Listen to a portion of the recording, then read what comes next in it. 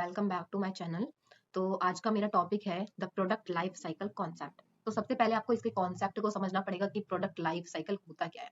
तो जैसे कि लाइफ साइकिल में आपको जैसे एक प्रोडक्ट है वो किसी भी कंपनी के द्वारा अगर कोई प्रोडक्ट बनाया जाता है तो सबसे पहले उस कंपनी का मेन मोटिव क्या है उस प्रोडक्ट को बनाने का। तो सबसे पहले होती है कोई भी ऑर्गेनाइजेशन होती है वो उसका सबसे पहला मोटिव होता है प्रॉफिट गेन करने का। ठीक है, फर्स्ट मोटिव है प्रॉफिट गेन करने का और सेकंड क्या है कि उसके जो कंज्यूमर है उसके कस्टमर है उसके प्रोडक्ट के उनको सेटिस्फेक्शन मिले। ठीक है, उसके प्रोडक्ट से।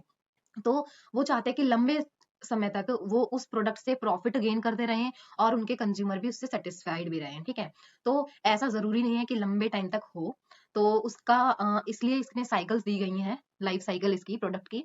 तो सबसे फर्स्ट स्टेज आती है इसकी द इंट्रोडक्शन स्टेज।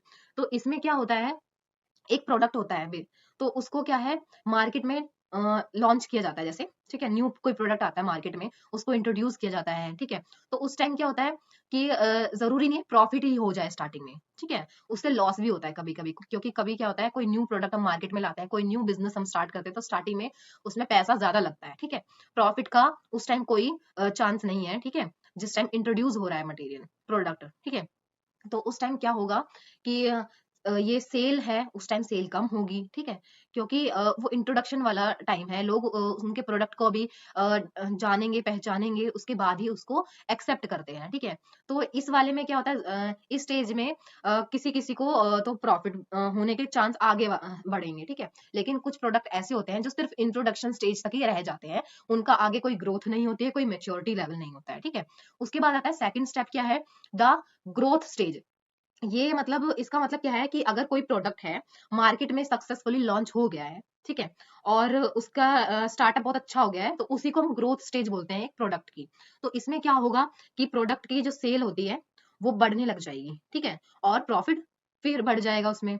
और इससे क्या होगा, अगर प्रॉफिट वगैरह बढ़ेगा सेल बढ़ जाएगी तो थोड़ी क्या होता है कॉस्टिंग उसकी कम आने लग जाती है पर यूनिट की। ठीक है, और इसके बाद आ जाता है हमारा मेच्योरिटी स्टेज।